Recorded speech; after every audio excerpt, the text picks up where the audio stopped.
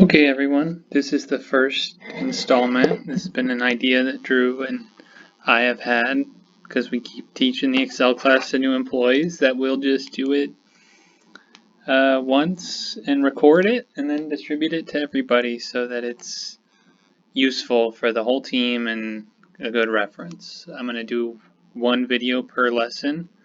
One thing I'd always like to note, you really can do anything in Excel, and the focus of these classes is basically the things that you will encounter commonly in your job here, and shortcuts that really take a lot of time off. There are all kinds of shortcuts that you can use in Excel, but saving a half a second is not really what it's about. We really emphasize leveraging big data sets, and we'll get to them as the lessons progress, but that when you're thinking about Excel, it's not just about the speed and the shortcuts. It really is about the concept that you really can do anything if you are aware of the tool, or you look it up, or you can define what the problem is. So with that, we're going to start the kind of lessons from the very basics, assuming you have no knowledge of Excel, and then we ramp up pretty quickly.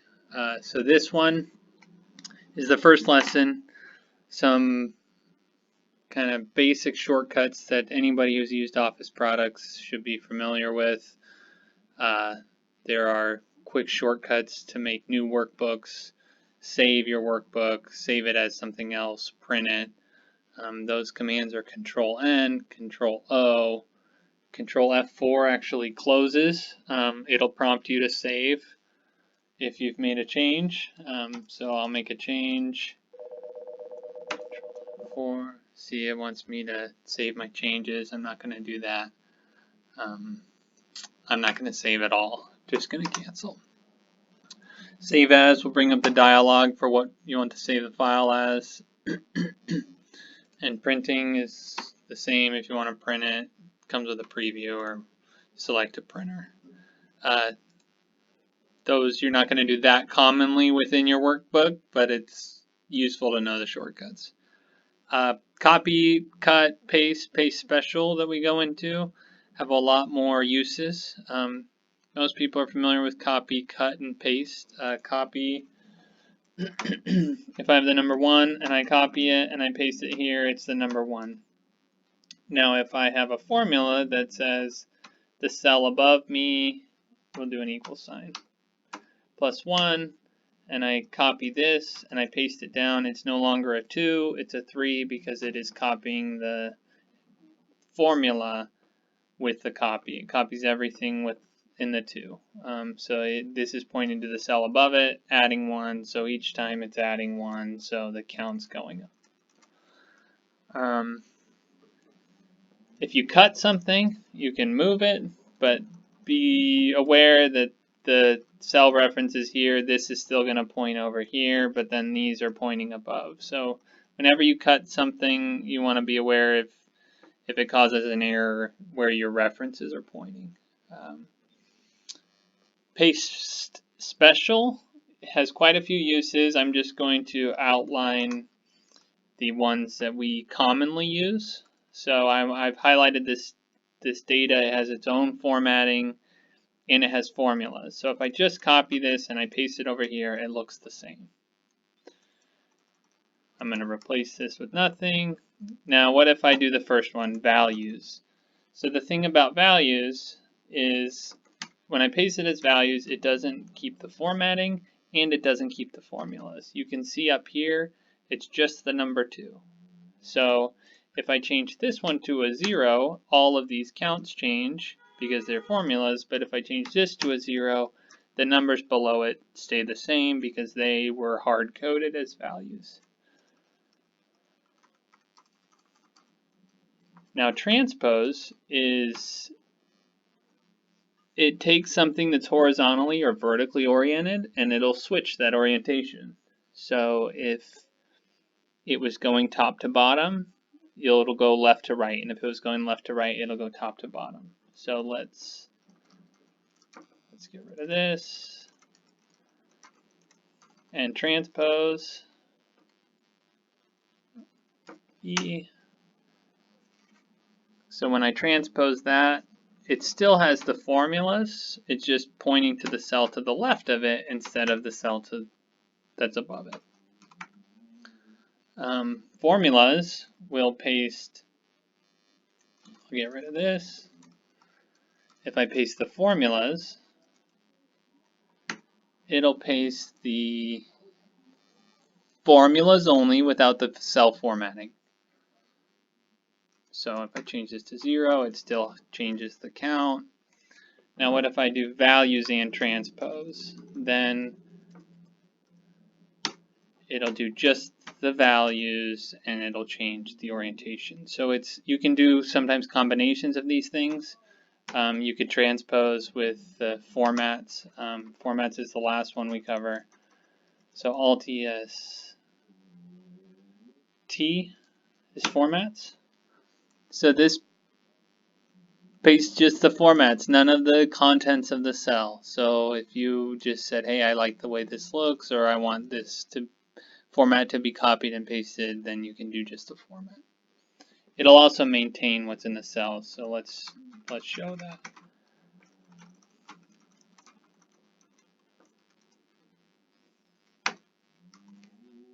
So you can see. Undo and redo are quite useful. So if I copy and I paste this and I say, whoops, I shouldn't have done that, Control Z will undo that. And if I say, hey, I need that back, Control Y will bring it back. You can undo, so if I pasted this 3 times, you can undo and redo as many times as you need to. Find and replace, Control F and Control H. That will find certain things. So let's say I say, hey, Microsoft, I don't remember what the shortcut for print is, but I know it's in here. So if I find the word print, it'll find the cell print here, and I say, oh, it's Control P. Now what if I say, hey, Microsoft, change the shortcut for Control P to Shift X. They didn't really do this, but oh. Let's see oh, I misspelled control. So it says, hey, you want this to be Shift X now. Now that's not true, so I'm going to undo that. Okay, so that's find and replace. Formatting is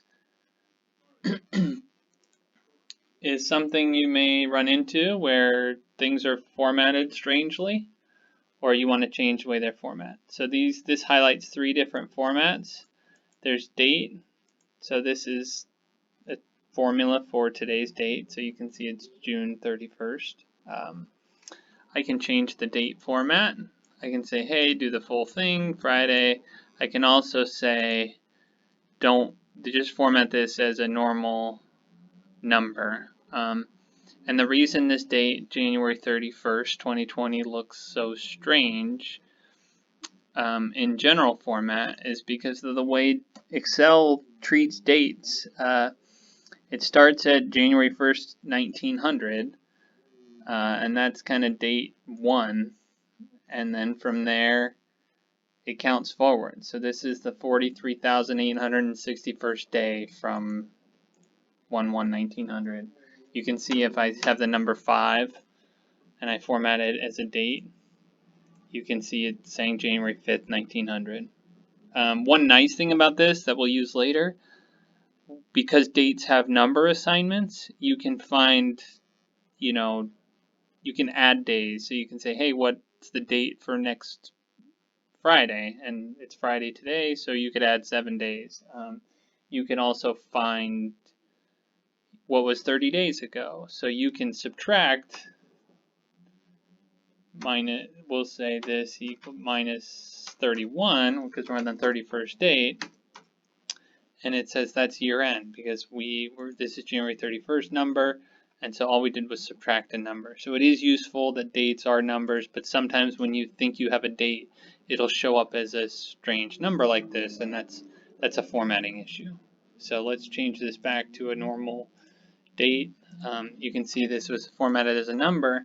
There's also something that's called custom formatting. So you can go in custom and say, hey, I want this date formatted a particular way for a client. They need to see year dash month dash day.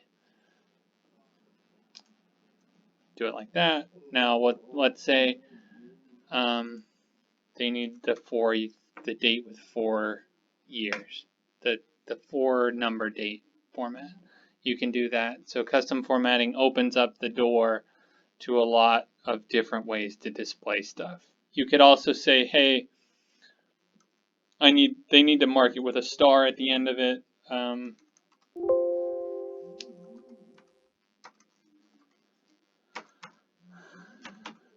And you could put in quotes. So I haven't changed the format.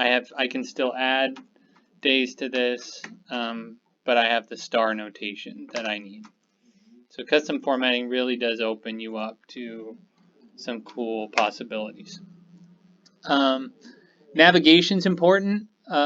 Arrows up, down, left, right, all pretty straightforward. One thing that's useful is if you have a range of data. If I do control and press down, it'll go to the bottom of the range. Because there's a space here, it stops. So if I have, let's say, we're going to do 20 cells, 20-ish, 22. So if I say, hey, I need to get to the bottom of this, control down will get me to the bottom. Now if I want to highlight cells, I can say, hey, I need these 4 numbers or 5 numbers. If I want to highlight the whole range, I can do control shift up. So shift is really the highlight or no highlight, and then control is the range. You can switch tabs by pressing control page down or page up. So I'm on the first tab. Control page up doesn't do anything, but control page down will go to the next tab. Control page down again will go to the third tab. Page up will go to the second and the first. So navigating tab to tab, control page up and page down. If you have a drop-down menu, which we don't here, you can see that it will open this up. But if we use drop-downs in the future and you need to navigate through those, all up and down can help you do that. Now the first kind of big tools for formula writing that are important are locking. And locking is a common mistake that people make, not knowing how to copy and paste a formula and kind of maintain the same formula that's easily pastable across the data set. What locking does is if you have column, you can lock the column or the row, and this $sign is what locks them. So you can see that the CR, what we say here, neither the column nor the row here are locked. In this case, you'd have the column locked. In this case, you'd have the row locked. And in this case, you lock the cell completely.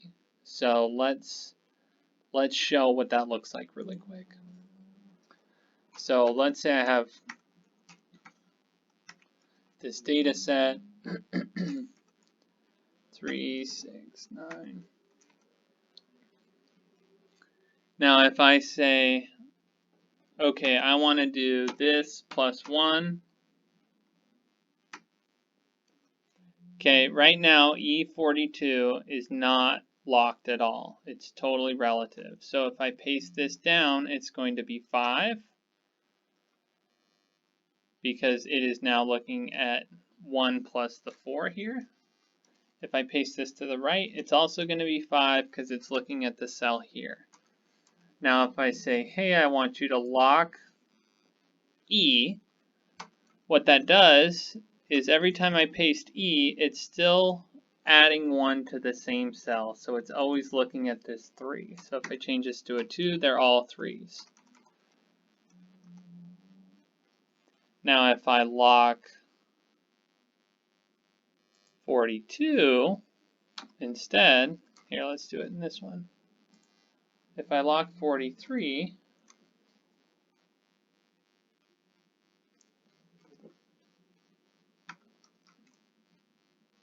that means as I paste it to the right, it'll still go higher, but if I paste it down, it's the same because it's always looking at this cell right here. Now if I lock both of them, E and 43, it's always going to be 5 no matter where I go because it says I'm always adding 1 to this cell right here. So it's E43 in each, it's always E43. You can, this F4 here, you can cycle through the locking. So if I hit F4, you can see that here there's no locking assigned. If I press it once, it locks the whole thing. If I press it again, it locks the row, and if I press it again, it locks the column. So we'll come back to locking, but I just want to make sure you are aware of what that mechanism does. Now, kind of the crux of most Excel formulas and the end to our first lesson is the if statement. And an if statement is, it really is the test for just about any computer language. When you think about the old ones and zeros, those are really if statements. There's a true and a false, but so the way if works in Excel is to say, you say if, and then there's a test. Sorry, let's do it in this one. If, and you can see this little thing here to help you. The first thing is a test, then you're giving it a value if that test is positive, and then a value if that test is negative. So I can say if the number of classes attended, if that equals the number of lessons that have been given, then what? We'll say then A plus. If not, so then it's comma and the false, and let's just say try harder. So right now it says, hey, there's been 1 lesson given and 1 class attended. Let's say there's been 0 classes attended. It says try harder. So this test is looking through. It says if these two things are equal to each other, then do the value if it's true, which is an A plus, otherwise some alternative. And this alternative could say A plus plus. It doesn't have to, it doesn't have to be anything. It opens the door to whatever you want the false to be. So that's what this formula is here. You can see it. Oh, in this case we said great job, so you can see it switches from great job to try harder. It's just an equality statement. We'll find later that you can do other tests. But if this is 2, it says, hey, I've been to 2 classes even though you've only done 1 lesson. It's still failing that test. So it's looking for them to be the same. If they're both 3, it'll still say great job. Equality isn't only in numbers. You can say, let's make a random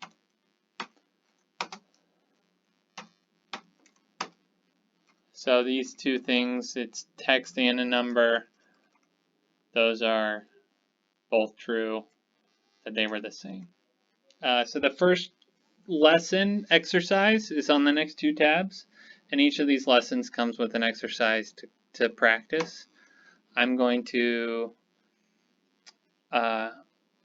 highlight in this video, kind of walk through the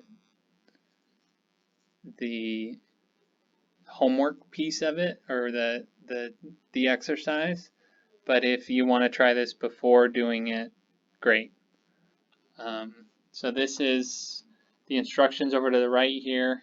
It says, write an if statement in cell B3 that displays the date on the employee's birthday. It's already formatted where it displays the day of the week. So what I want to do is check to see if this day is the same as Peter Black's birthday, which is January 28th. You'll notice these names, if you work with us, are similar to some of our employees, but their actual identities have been changed. So you'll need to lock things, because what I want to do is say if this, which is January 28th, equals this, then what I want to do is display the date. So then do this date, and if not, do this dash. Okay, so this formula right now works in this one cell only, but as I paste it down and paste it over, it's not going to work because now it is comparing C2 in this case, which is good, but it's comparing it to B3, which is not what we want to compare it to. What it really needs to do is compare always the date in row 2 to the date in column A. So if I lock A and I lock 2, then it'll work for the whole data set. And you can see on January 13th, it's a match for Brian Brewski, and January 13th is here. So it shows the date, Peter Black down here, 128. So now we have these dates. So it's important that we write a formula in this first cell that works for the whole grid. That is the purpose of the exercise. I'm pasting that. Now what I want you to do is take the 2015 birthdays and paste them in the tab next to it as values. So I'm going to take this data, paste it in values. So there's a 2015 and a 2016 in here. Okay, 2015's here. I'm going to change this to 2016.